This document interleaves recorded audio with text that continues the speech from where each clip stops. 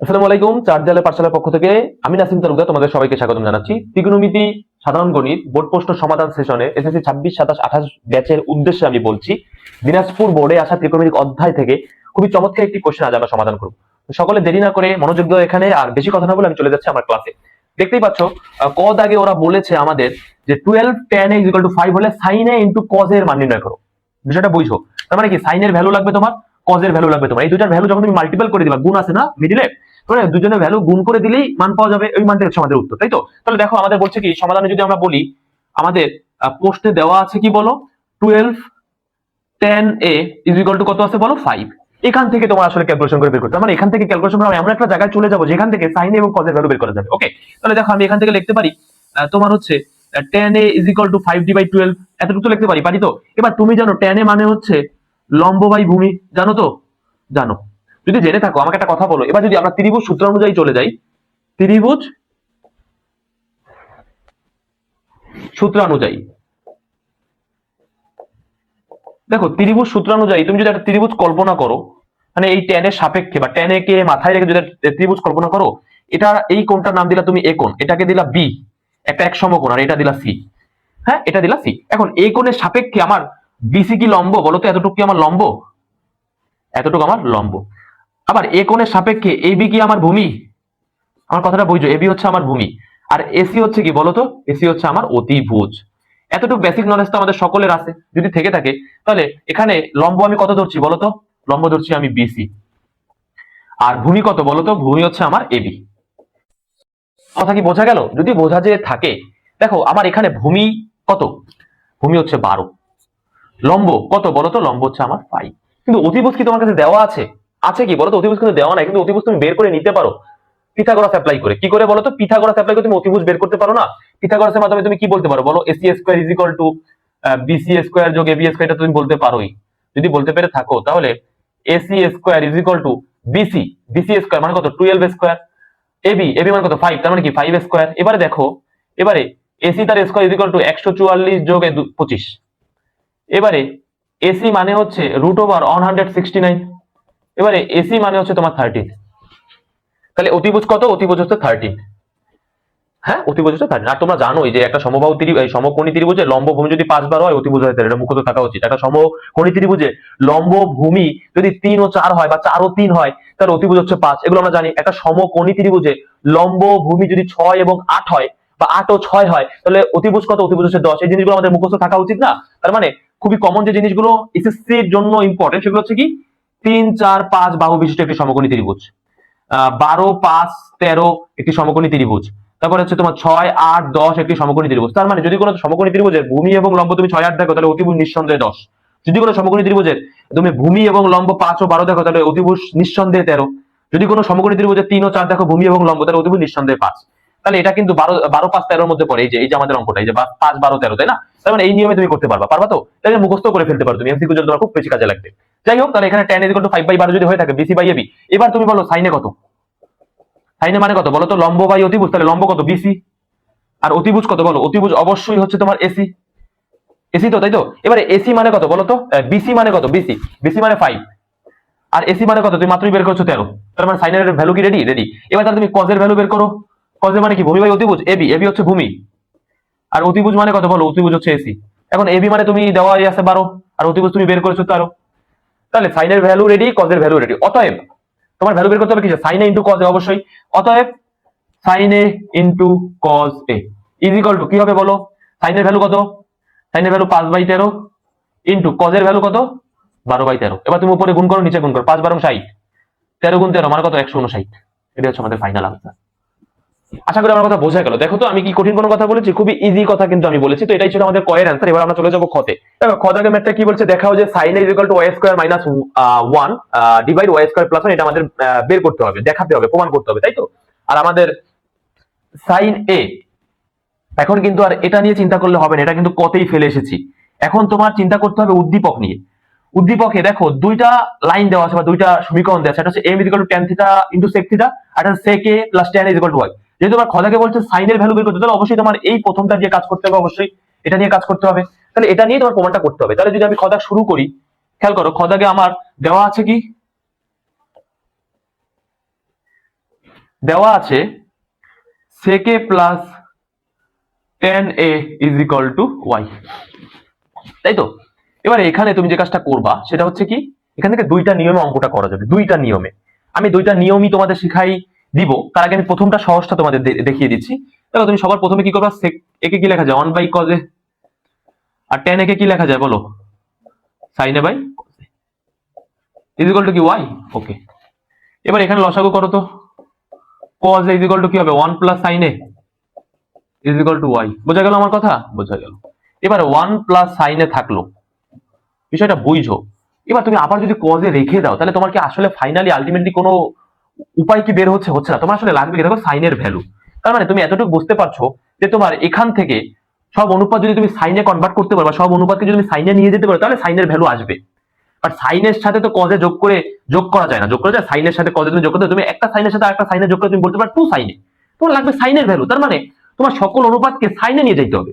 তাহলে cos a কে রাখার কোনো কি যুক্তি আছে? নেই। তার মানে cos a কে আমার এলিমিনেট করে cos এর পরিবর্তে সাইন লিখতে হবে। এখন তুমি জানো তোমার কাছে একটা ফর্মুলা আছে, sin square a plus cos square a is equal two 1। এই ফর্মুলায় তুমি জানো cos স্কয়ার কে এলিমিনেট করার একটাই উপায় আছে তোমার কাছে, তুমি জানো cos স্কয়ার এর একটা ফর্মুলা আছে, সেটা হচ্ছে 1 মাইনাস sin স্কয়ার, এটা তুমি জানো। তার মানে তোমার এই ফর্মুলাটা যদি লিখতে হয়, খেয়াল করো, এই ফর্মুলাটা যদি লিখতে হয় এখানে তুমি কোনোদিনই লিখতে পারবা না, কারণ এখানে আছে শুধু cos a। আর তুমি লিখতে পারবা কখন? যখন cos এর মাথায় স্কয়ার থাকবে, অর্থাৎ cos স্কয়ার থাকবে, তখন তুমি cos স্কয়ার কে সরিয়ে বা cos স্কয়ারের পরিবর্তে ফর্মুলা 1 মাইনাস sin স্কয়ার লিখতে পারবা। আমার কথা কি বোঝা গেল? যদি বোঝা যায় থাকে, তাহলে এই cos এর মাথায় কি স্কয়ার বানাইতে হবে। স্কয়ার বানানোর নিয়ম হচ্ছে উভয় পক্ষে বর্গ করা, উভয় পক্ষে বর্গ করা। তাহলে উভয় পক্ষে বর্গ করো, এখানে কি হবে y স্কয়ার, সাইড নোট দিতে হবে, বর্গ করে পাই। কথা বোঝা গেল? আচ্ছা, এবারে দেখো 1 ডিভাই 1 প্লাস sin a, এটাকে আলাদাভাবে স্কয়ার রাখো আর cos স্কয়ার রাখো। কারণ কি, cos স্কয়ার না হলে তো আমি সেই ফর্মুলাটাই লিখতে পারবো না, কারণ আমি তো চাচ্ছি মূলত ফর্মুলাটা লিখতে। তাহলে আমি কি করব, 1 প্লাস sin a তার হোল স্কয়ার রাখলাম, আর cos স্কয়ার একে কি আমি ফাইনালি লিখতে পারবো 1 মাইনাস sin স্কয়ার, এটা কি লেখা যাবে?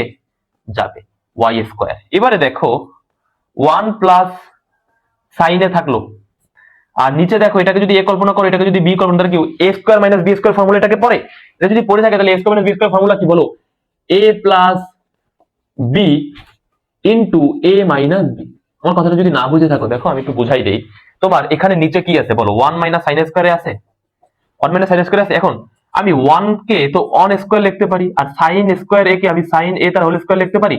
এই 1 কে কল্পনা করছি a এর সাথে, আর sin a কে কল্পনা করছি b এর সাথে, তাহলে আমি ফাইনালি বলতে পারবো এখানে a স্কয়ার মাইনাস b স্কয়ারের সাথে কল্পনা করা যাচ্ছে এই লাইনটাকে। আর a square minus b square finally formula কি, a plus b into a minus b। আর তুমি a কে কল্পনা করছো কাকে, 1 কে, আর b কে কল্পনা করছো কাকে, sin a কে, তাহলে 1 plus sin a into 1 minus sin a। আমার কথা কি বোঝা গেল? তাহলে এটাই হচ্ছে আমাদের ফাইনাল লাইন, একবারে লিখেছি। হ্যাঁ, এগুলো তোমরা জাস্ট একটু ভাষায় ক্যালকুলেশন করলে বুঝতে পারবা। ইজ ইকুয়াল টু কি, ইজ ইকুয়াল টু কি y স্কয়ার। ওকে, y স্কয়ার।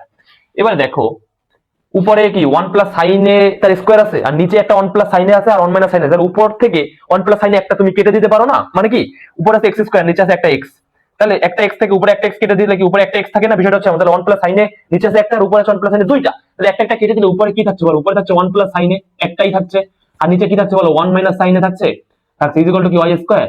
ওকে, y স্কয়ার। এইবারে এখান থেকে যদি তুমি একবার যোজন বিয়োজন করো, তাহলে sin এর ভ্যালু চলে আসে। কি করবা বলো তো, একবার যোজন বিয়োজন। তাহলে একবার যোজন বিয়োজন করো, কি হবে, যোজন বিয়োজনের নিয়ম জানো তো? জানো, লব যোগ হর।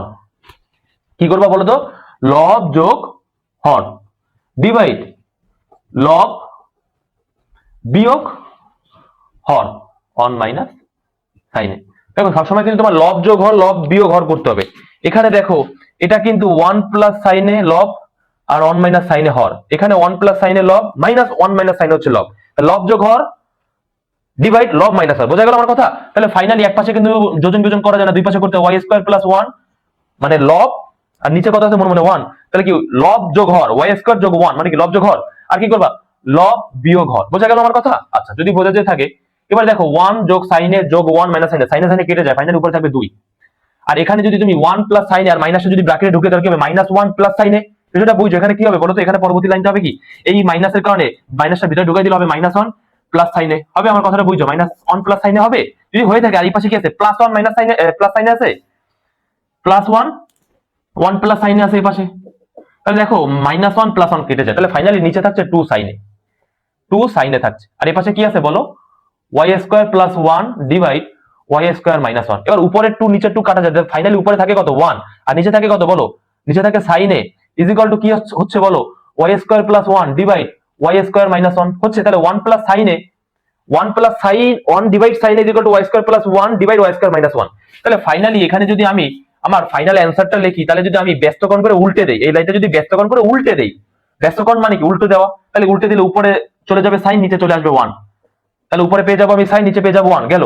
আর এখান থেকে উল্টে দিলে কি হবে, ওয়াই স্কোয়ার মাইনাস 1 চলে যাবে উপরে আর ওয়াই স্কোয়ার প্লাস 1 চলে আসবে নিচে। তাহলে এটাই হচ্ছে সাইনের ভ্যালু, যেটাই হচ্ছে আমার ফাইনাল অ্যান্সার। দেখা হচ্ছে sine is equal to y square minus 1 divide y square plus 1। আমি ফাইনালি এটা কি প্রমাণ করতে পেরেছি, তাহলে আমি লিখবো দেখানো হলো। আমার কথা কি বোঝা গেল? এটাই হচ্ছে আমাদের উত্তর। তো এটাই ছিল হচ্ছে আমাদের খ দাগের অ্যান্সার। আশা করি তোমরা বুঝতে পেরেছো। এবার চলে যাবো আমরা ফাইনালি গ দাগে। আচ্ছা দেখো, তাহলে আমরা এবার গদাগ করবো। গদাগে কি বলেছে, m ইজ ইকুয়াল টু 2/3 হলে থিটা এর মান নির্ণয় করো, তাই তো? m ইজ ইকুয়াল টু যদি 3 হয় তাহলে থিটা এর মান নির্ণয় করো আমাদের বলেছে। এখন থিটা এর মান বের করার নিয়ম আছে, 3টা নিয়ম আমি এখানে লিখে রেখেছি। অথবা তোমাকে প্রশ্ন বলতে পারতো যে m ইকুয়াল 2/3 হলে সমাধান করো, একই একই একই একই জিনিস চাচ্ছে ওরা, বুঝছো তো বিষয়টা? তো 9.2 তে যদি চলে যায় এই টাইপের অনেক ম্যাথ তুমি পেয়ে যাবা। তো এই সকল ম্যাথ তুমি একটা নিয়মে করতে পারবা, সেটা হচ্ছে কি থিটা বের করার নিয়ম আছে। এই 3টা জিনিস আমি লিখে রেখেছি, 3টা জিনিস তোমাদের মুখস্থ করে ফেলতে হবে। কি নিয়ম? সকল অনুপাতকে একটা অনুপাতে রূপান্তর করা। শিখি আমরা কিরকম। তাহলে প্রথমে তোমার এখানে m এর ভ্যালু বসাও। m মানে কি বলো, tan theta into sec theta is equal to কি আছে, ইজ ইকুয়াল টু আছে 2/3। আমার কথা বোঝা গেল? বোঝা গেল। এবার দেখো tan থিটা মানে কি বলো তো, sin theta divide cos theta is equal two sec theta মানে কি বলো 1 ডিভাইড cos থিটা। এইবারে আমাদের প্রথম নিয়মটা কাজে লাগবে। দেখো প্রথম নিয়মে কি বলছে, দেখো আমি আরেকটা লাইন করি। sin থিটা মাল্টিপল অন করলে তুমি কি পাবা, sin থিটা, আর নিচে কি পাবা বলো, cos square theta is equal two 2/3। এখন দেখো তোমাকে এখানে কিন্তু বলে দিচ্ছি যে সকল অনুপাতকে একটা অনুপাতে রূপান্তর করা। কি বললাম বলো তো, সকল অনুপাতকে একটা অনুপাতে রূপান্তর। এখানে অনুপাত আছে কয় রকম, দুই রকমের অনুপাত আছে। কারণ কি এখানে আছে sin থিটা আর cos থিটা, কিন্তু 6টা অনুপাতের যদি থাকে তাও তোমার কি করতে হবে, সকল অনুপাতকে একটা অনুপাতে নিয়ে যাইতে হবে। বুঝছো তো বিষয়টা? মানে sin থিটায় থাকলো, এই cos থিটাকেও তুমি sin থিটায় বানায় ফেলো বা sin থিটাকে রূপান্তরিত করে ফেলো।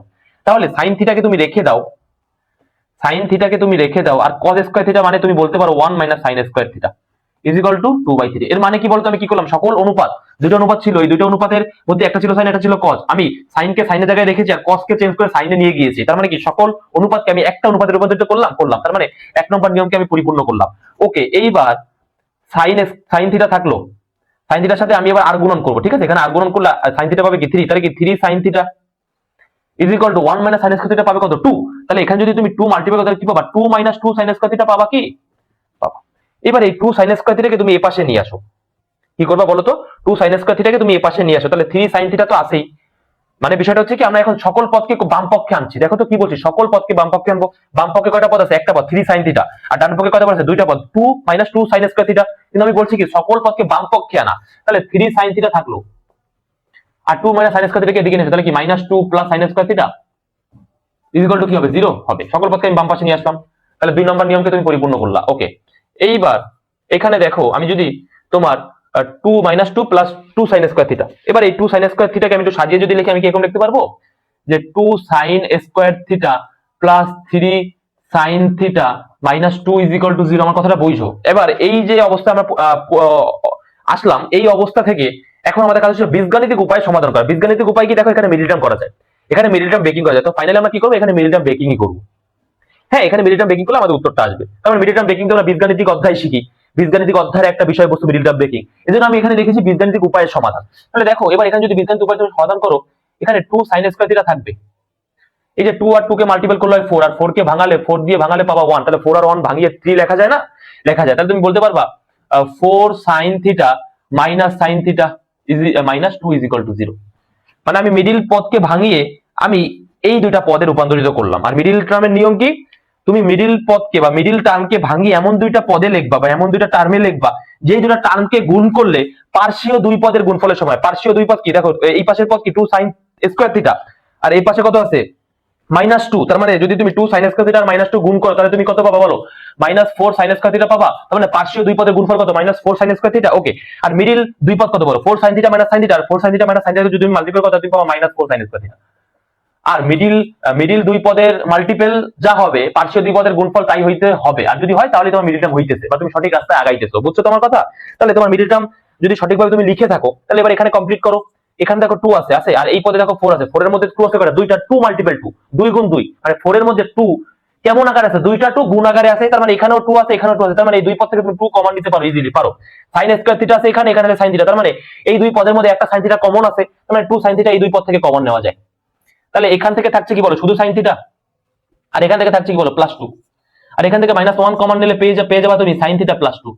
আমার কথা বোঝা গেল? Equal to 0। এবার দেখো এখানে ফাইনালি, এবার তুমি ফাইনালি বলতে পারবা যে sin থিটা +2 যদি তুমি কমন নাও, এখান থেকে পেয়ে যাবা কত বলো?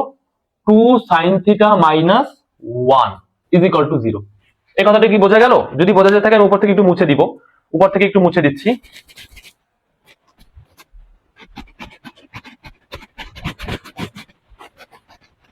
খেয়াল করো, আমি কি বলতে পারবো যে sin থিটা +2 ইকুয়াল টু 0।